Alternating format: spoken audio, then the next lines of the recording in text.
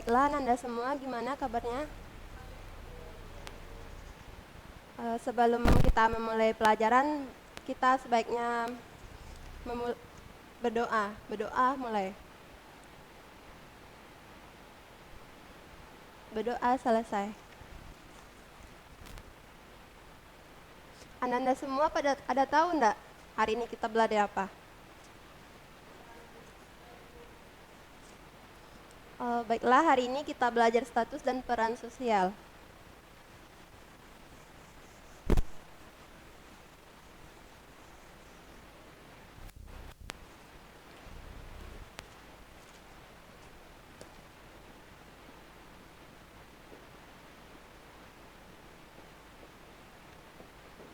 Di sini ada yang tahu enggak apa itu status sosial? Dinda, tahu enggak?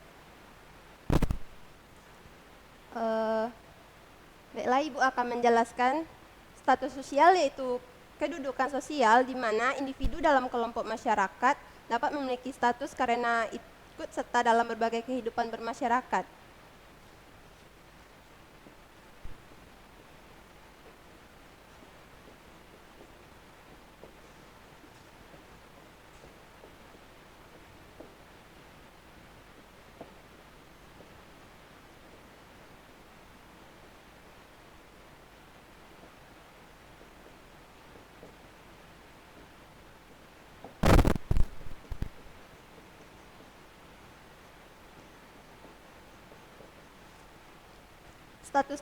Status sosial ada dua, yaitu atribut status, yang dimana status tersebut diperoleh secara otomatis tanpa harus diperjuangkan terlebih dahulu.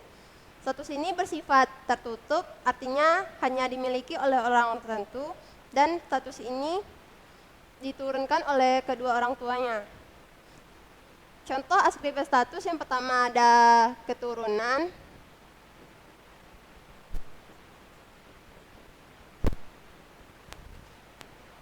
jenis kelamin,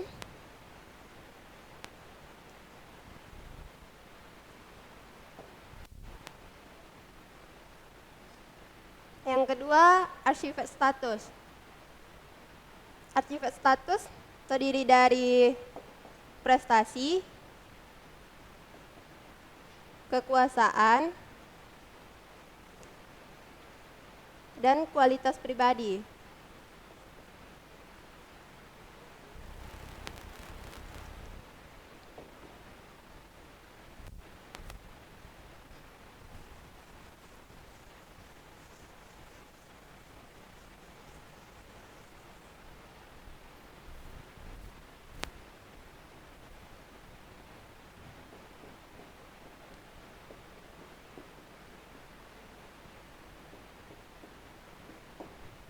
Materi selanjutnya ada contoh status sosial. Yang pertama keluarga, yang kedua pekerjaan, dan yang ketiga masyarakat.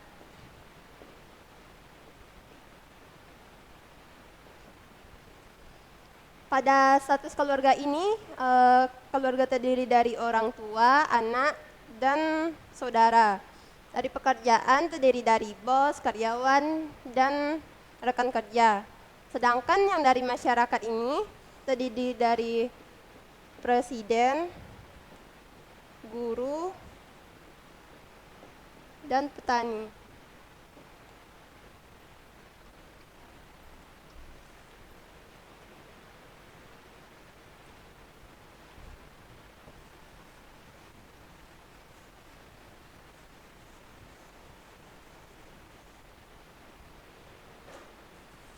Baiklah, materi selanjutnya ada peran sosial.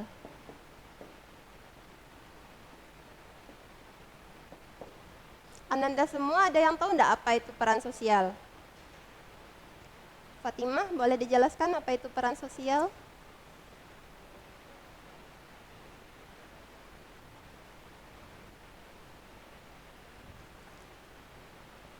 Apakah ada yang bisa bantu Fatimah?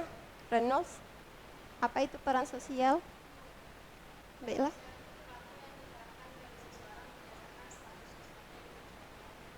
Ya, makasih Dinda.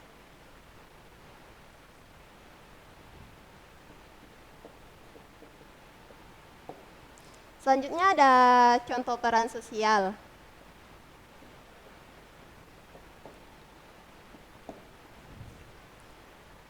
Contoh peran sosial yang pertama yaitu peran sosial seorang siswa, di mana siswa tersebut harus belajar mengikuti aturan yang ada di sekolah. Yang kedua, peran seorang orang tua, dan terakhir peran seorang dokter. Selanjutnya ada macam-macam peran sosial.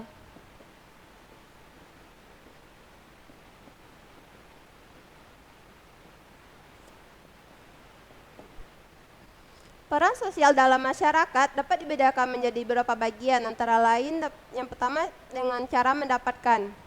Berdasarkan cara mendapatkannya, peran sosial dapat dibedakan menjadi yang pertama ada peran bawaan.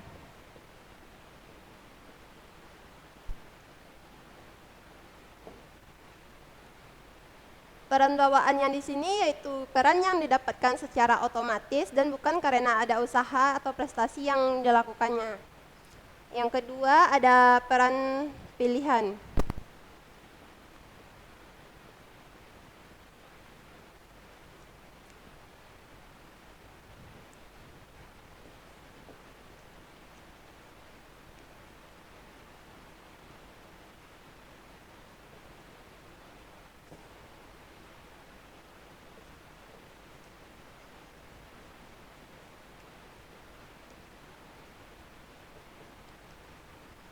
Pada peran pilihan ini ada juga dua peran yang pertama peran yang diharapkan. Peran ini merupakan peran yang diharapkan oleh masyarakat untuk dilakukan sebaik-baiknya dan lengkap, sesuai dengan ketentuan berlaku.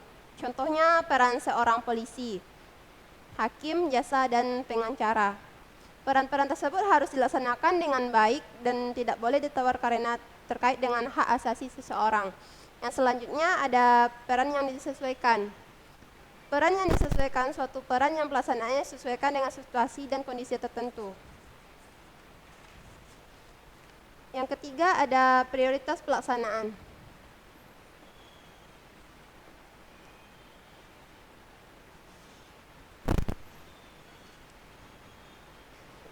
Pada prioritas pelaksanaan terdapat tiga juga. Yang pertama ada peran kunci.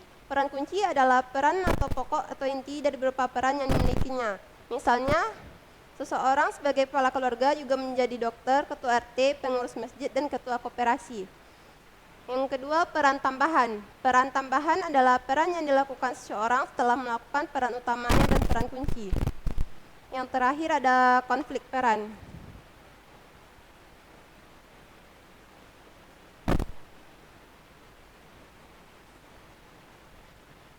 Konflik peran timbul apabila keadaan diri seseorang berada dari dalam tekanan. Artinya ada pemisahan antara satu peran dengan peran yang lainnya pada waktu bersamaan. Semakin banyak kedudukan, maka semakin banyak beragam yang harus dimainkannya.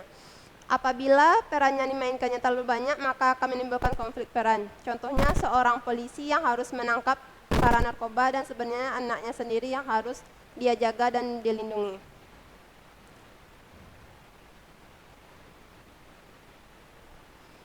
Baiklah, sekian materi yang Ibu sampaikan. Apabila ada Ananda yang bertanya, silakan.